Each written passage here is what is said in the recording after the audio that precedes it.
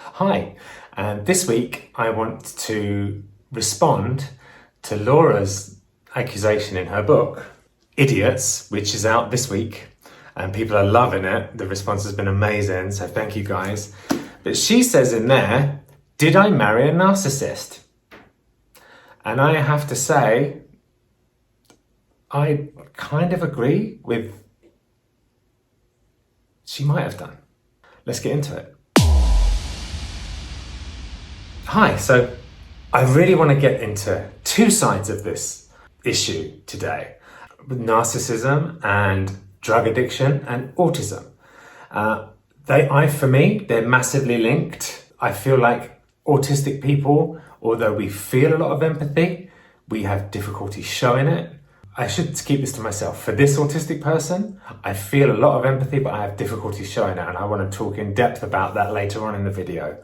So if you are on the spectrum or you're socially awkward, please stay to the end and hear what I've got to say and give me tips, because I desperately do want some advice about this situation. So if you're socially awkward and people think you're standoffish or people think you're not very friendly because you're just find it very difficult to talk to people, or if you're on the spectrum and that is actually one of the symptoms of being on the spectrum, please stay to the end and let me know what your advice is.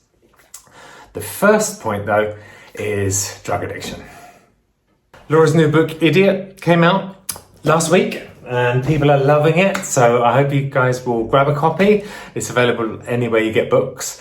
So it's going to be an interesting one this week. Laura said in her book, one of the chapters is called, Did I Marry a Narcissist? So I thought I'd make a little response video to that, giving my side of that story. As always, if you like what I'm doing on my channel, down there's a little like button. Click that if you like this video, because it really helps the channel and really helps this video. And I'd love it also if you like what I'm doing, if you would consider subscribing to my channel. And click the little bell down there as well. That really helps. And I'm glad you're coming back and watching every week. So yes, let's get into this topic, because this is a uncomfortable one.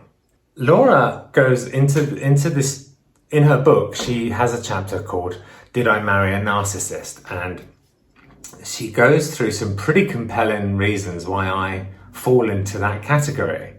There's a checklist. I don't know if it's one that she read online or if it's one she made up in her head. Probably she read it online, but I was ticking a lot of the boxes, and to be fair, I agree with her.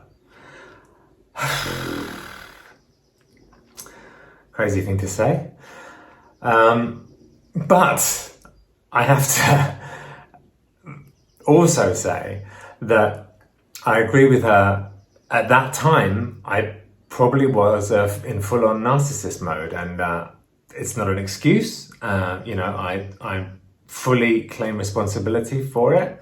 But I was on drugs, on a lot of very heavy drugs at the time, and drugs affect me in a way that I always become an asshole. When I'm taking drugs or drinking, I am a horrible, horrible person, and I go into details about that in my story. I'll drop a link to my story in the comments, so if you want to hear more about how I got sober and what my rock bottom was. It was pretty horrendous. I'll link it down below.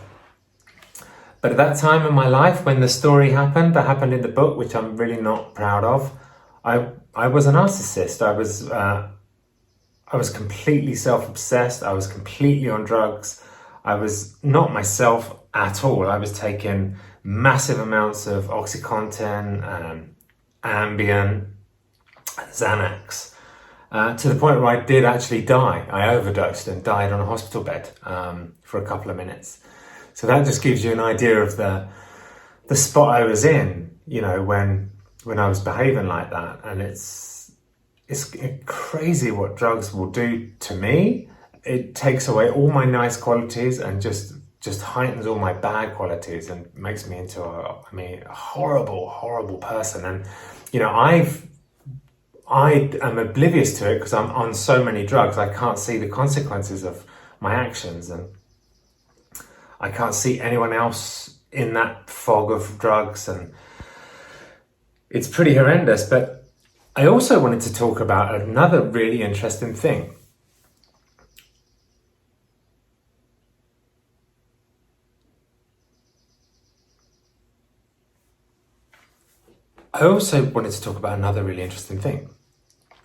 I've been reading a lot recently about how very often autism can be misunderstood as narcissism.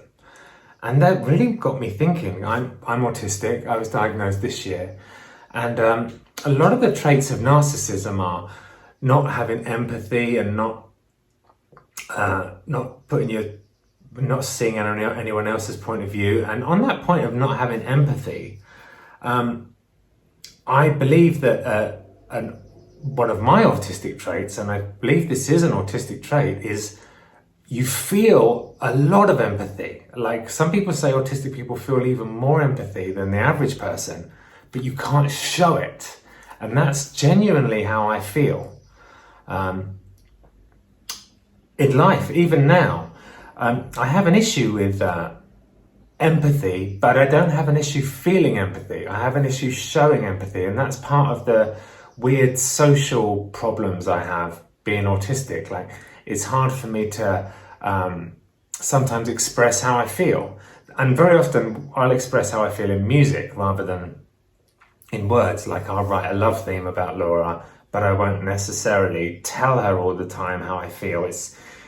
And I believe that that's an autistic thing. Like, I feel it, but it's hard for me to express it. So I feel like that's actually a really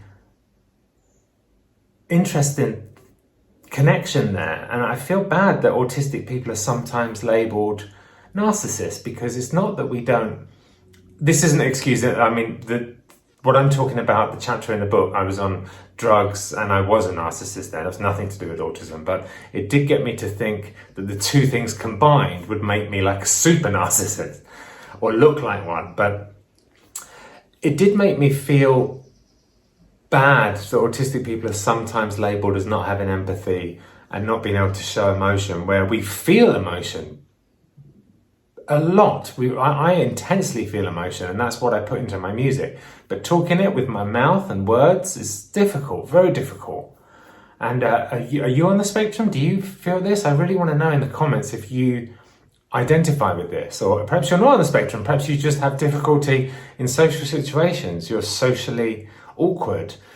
How do you deal with people thinking that you don't have empathy, or that you're a narcissist? Because I'm sure that if you're socially awkward, it's very easy to be perceived as narcissistic. I saw a quote on Twitter once that said, Asperger's or arsehole. And at the time, I didn't take that seriously. I even thought it was funny. But now, everything I know now, I think that's really troubling that people do think that. And I just wanted to say, from one autistic person, I definitely feel empathy a lot, and I feel very deep emotions, and emotions hit me really hard, but it's very difficult for me to sometimes talk about it. So I just wanted to open up that discussion and hear from you in the comments. Do you have trouble expressing empathy or expressing interest in other people, even though you desperately really feel it? And how do you deal with that? What do you do in that situation? Do you have any tips? And I can see that Alfie definitely struggles to express his emotions, and I mean, that may change. He's making such leaps and bounds that he may click into being able to, but I want tips as well for him if he struggles. And this is you're a great audience to ask. So I love you guys. Thanks for coming back this week, and let me know in the comments. Please actually do, because I want some tips. I love you guys. See you next week.